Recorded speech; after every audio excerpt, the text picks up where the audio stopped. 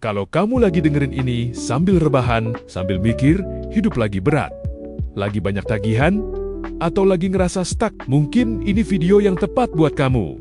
Video ini jujur aja ya, nggak punya visual yang menarik, nggak ada animasi, nggak ada grafik keren.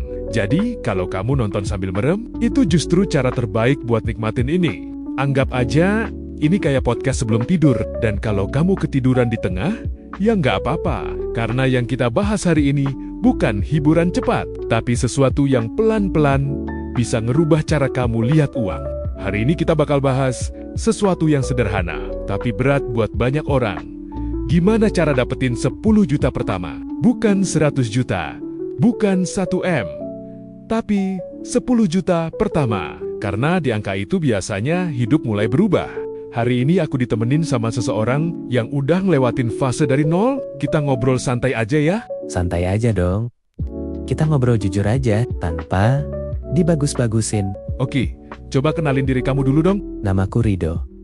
Background aku seorang pekerja rumahan biasa, alias freelancer gitulah. Oke Rido, kenapa sih 10 juta? Karena 10 juta pertama itu bukan soal angka, tapi pembuktian. Banyak orang hidup bertahun-tahun, tapi belum pernah ngerasain dapat uang dari sistem yang dia bangun sendiri. Gaji beda ya, itu kamu tukar waktu. Tapi 10 juta dari usaha sendiri, itu beda. Itu tanda kamu udah ngerti cara mainnya. Dan begitu kamu ngerti cara mainnya, hidup kamu nggak akan sama lagi. Maksudnya, cara main gimana tuh? Cara dapetin uang tanpa harus nunggu disuruh. Cara bikin orang percaya. Cara bikin orang transfer. Itu skill, dan itu nggak diajarin di sekolah. Kenapa banyak orang nggak pernah sampai 10 juta pertama? Karena mereka ngejar yang kelihatan keren. Padahal, uang itu jarang datang dari hal yang kelihatan keren di awal. Contoh, banyak yang mau jadi content creator, tapi nggak mau jualan. Padahal, jualan itu skill paling cepat dapetin hasil. Banyak yang sibuk mikirin logo, branding, feed Instagram, rapi, tapi belum pernah closing satupun. Itu kebalik. Harusnya uang dulu, baru branding. Bukan branding dulu, dan berharap uang datang. Lo nggak akan pernah ngerasa sempurna. Percaya deh, aku mau jujur di sini. 10 juta pertama itu capek, bukan capek dikit, capek banget. Kamu bakal chat banyak orang, tapi dibaca doang. Nawarin, tapi ditolak. Kasih harga, tapi ditawar sadis. Dan itu kejadian berulang. Masalahnya, kebanyakan orang berhenti di sini. Padahal, ini fase normal. Berarti bukan aku doang ya yang ngerasa kayak gitu? Semua orang ngerasain itu. Bedanya cuma satu. Ada yang berhenti, ada yang lanjut. Oke, sekarang yang paling penting nih. Gimana cara dapetinnya? Aku breakdown pelan-pelan. Ya, step 1, pilih sumber uang. Kamu harus jelas, uang kamu mau datang dari mana? Pilih salah satu. Misal, jasa desain, jahit, dan lain-lain. Atau, produk kaos, jersey, dan lain-lain. Kalau kamu lompat-lompat, kamu nggak akan jadi dalam. Step 2. Hitung matematika sederhana. Ini yang bikin semuanya masuk akal.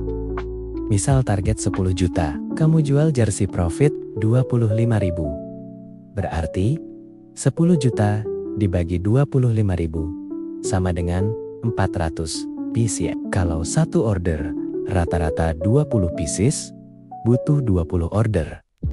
Sekarang kelihatan kan, yang kamu kejar bukan 10 juta, tapi 20 order. Step 3, aktivitas harian. Ini yang membedakan orang berhasil dan enggak. Aktivitas harian. 10-20 chat penawaran, 5-10 follow up klien, 1-2 konten upload, dan ini dilakukan setiap hari. Bukan semangat di awal doang. Kasih contoh real dong. Oke. Misal kamu mulai dari nol. Hari 1, kamu chat 20 orang. 2 orang respon. Hari 3, mulai ada yang nanya harga. Hari 7, closing pertama, walaupun kecil. Hari 14, mulai ada repeat order. Hari 30, total mungkin baru 2-3 juta. Di sini biasanya orang berhenti. Padahal, kalau lanjut, hari 60, bisa 5-7 juta. Hari 90, bisa tembus 10 juta. Masalahnya, banyak yang berhenti di hari ke-20. Masalah terbesar itu bukan skill, tapi mental. Orang nggak tahan nunggu.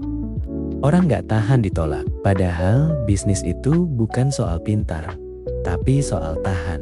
Ada kesalahan yang lebih halus, yaitu terlalu banyak belajar. Nonton video terus, tapi nggak eksekusi. Padahal uang datang dari aksi, bukan dari nonton. Kalau kamu lagi di fase ini, tagihan jalan terus. Uang nggak pasti. Itu berat. Dan gak semua orang ngerti, tapi justru di fase ini, kamu lagi ditempa. Kalau kamu lolos, kamu beda sama kebanyakan orang. Kalau besok mulai dari nol, apa yang kamu lakuin? Besok ya, aku gak mikir 10 juta. Aku cuma cari satu orang yang bisa aku bantu. Satu orang itu bayar. Besoknya ulang lagi, dan aku lakukan itu tanpa mikir hasil besar dulu. Karena hasil besar datang dari hal kecil yang diulang.